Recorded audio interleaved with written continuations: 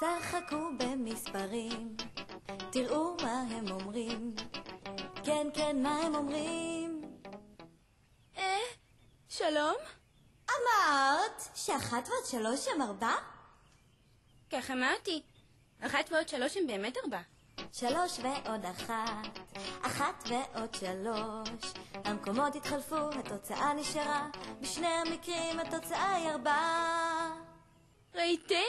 החפץ האדום מדבר.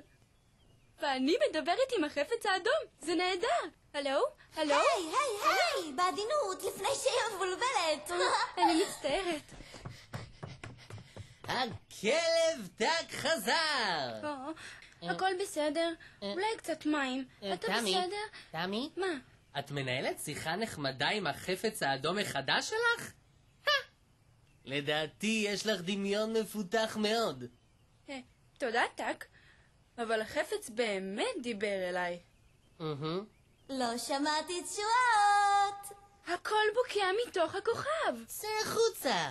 בשמחה אצא, אבל אין כאן דלת. אתם רואים דלת? בתוך שנייה יהיה בחוץ, אם תמצאו דלת. אבל זה לא כוכב, זאת ביצה. ביצה בלי יציאה. לא נראה לי. דווקא כן. היי, תפסיקו לקרוא. גרוע. אתם רוצים חרדה? היי, בעדינות. הקליפה שבירה מאוד. לא, מה קורה? וואו!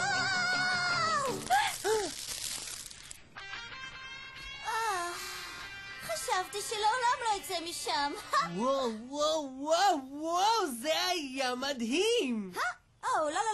לא. אני מכונת מוזיקה מעופפת, ושמי הוא ג'סי.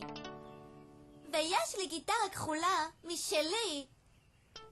באמת?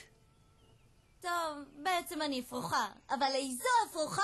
לא ראיתם אפרוחה כזאת מעולם. בלי ספק. לי קוראים טק. ואני תמי. איפה האוסף הזה שהזכרתם קודם? אני יכולה לכתוב שיר מדהים על זה. שיר! כן, שיר! כן, שיר, זה מדליק! הייתי בתוך ביצה אדומה, הייתי בודדה, היה שם שקט ודממה. עד שבקעתי ופגשתי אתכם, ואני כבר לא בודדה. לא, את כבר לא בודדה. לא, אני לא אהיה בודדה. נפטרה כבר החידה של הביצה הבודדה. הם חמודים כל כך, נכון שאני צודקת?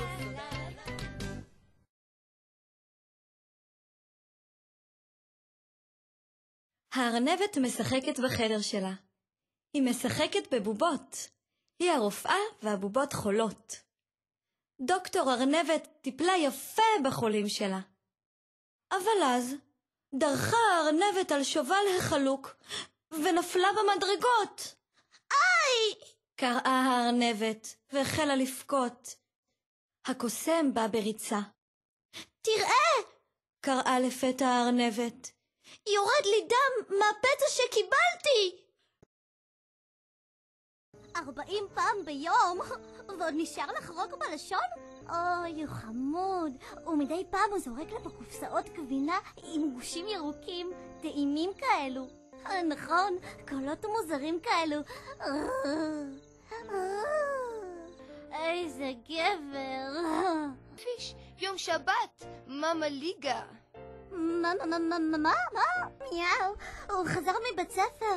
אני הולכת לרדוף אחרי הנקודה האדומה שרצה על הקיר, ואני רק לא מבינה למה אני לא מצליחה לתפוס אותה אף פעם.